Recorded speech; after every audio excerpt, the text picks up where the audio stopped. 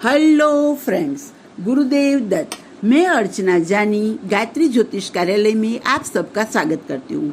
मेरा आज का विषय है गंडमूल नक्षत्र। जी हाँ फ्रेंड्स, अगर बच्चे की गंडमूल नक्षत्र में जन्म होता है तो उसकी शांति की विधि करवानी पड़ती है।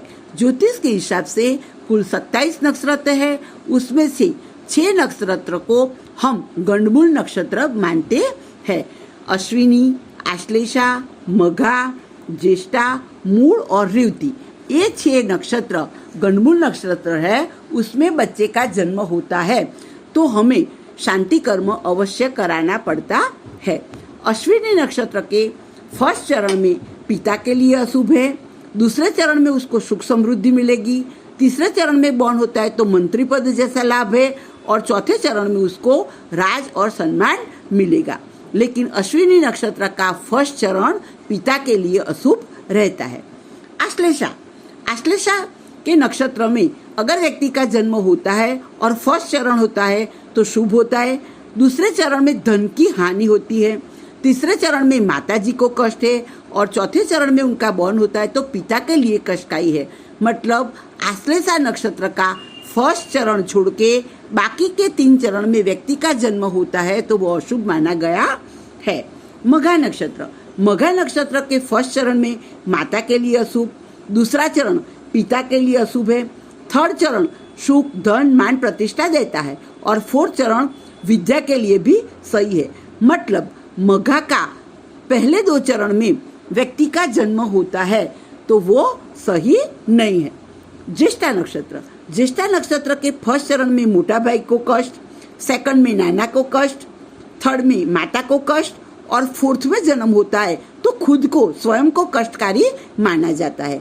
मतलब ज्येष्ठा का 4 चरण सही नहीं है। मतलब ज्येष्ठा नक्षत्र में बच्चे का जन्म होता है तो उसे तुरंत शांति कर्म करवाना चाहिए। मूल नक्षत्र के फर्स्ट चरण में पिता के लिए अशुभ है, सेकंड चरण माता के लिए अशुभ है, थर्ड चरण यश का नाश होता है और लाइफ में संतान के लिए भी सही नहीं है। मतलब लाइफ में उनको संतान की प्राप्ति नहीं होती है और फोर्थ चरण सुख शांति देता है। मतलब मूल नक्षत्र के फर्स्ट 3 चरण सही नहीं है। तो मूल नक्षत्र में जन्म होता है तो भी शांति कर्म हमें करवाना चाहिए। रेवती के फर्स्ट चरण में राज जैसा मान सम्मान मिलता है, दूसरे चरण में बॉर्न होता है तो मंत्री पद मिलता है, थर्ड चरण में दुख, सुख, मान, प्रतिष्ठा मिलती है और फोर्थ चरण जीवन में कष्टदायी होता है। मतलब रेवती में किसी बच्चे का जन्म होता है और वो फोर्थ चरण में होता है तो उनके लिए सही नहीं है। पहले 3 चरण शुभ रहता है।